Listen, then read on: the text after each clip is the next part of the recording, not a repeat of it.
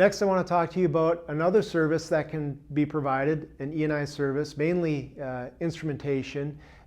This service is unique in the fact that it can actually fix issues inside of a plant without a person actually being at the plant. This is remote instrumentation support is what this is. And what this involves is remoting into the network of a facility, connecting through a HART card inside of the PLC, and then ultimately connecting to a HART device through that card and talking to that device and troubleshooting that device and configuring that device. The traditional method of doing that is to actually come on site, hook up a HART communicator device, and perform all that work in front of the device. But this is now able to be done remotely with HART instruments, which are very common.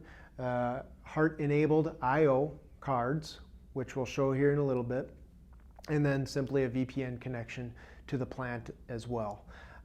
The value of this service is it allows for quicker troubleshooting, less mobilization costs, and no need to bring outside personnel into a plant. I wanted to share an actual story with you of how it was used and applied in a facility here recently.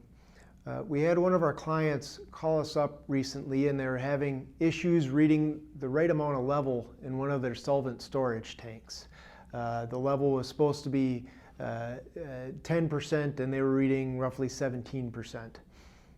This facility was a long ways away from any of our technicians, and the plant needed help immediately.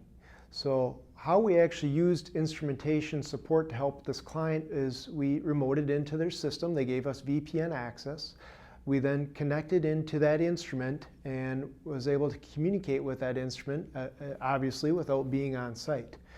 In communicating with that instrument, we were able to pull up the echo curve for it, something I showed you in one of the demos earlier, and we were able to see what the issue was. We were able to see that the echo curve was locking on to a false echo, thus resulting in an erroneous reading, an improper, incorrect reading.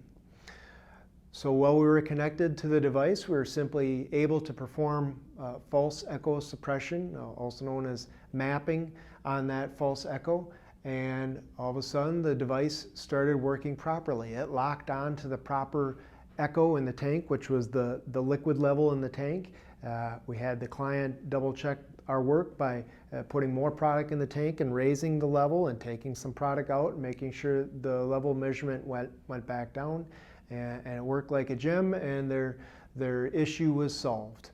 So I just wanted to share that example of how these can actually be applied to real life situations and quickly and efficiently fix real life issues for our clients.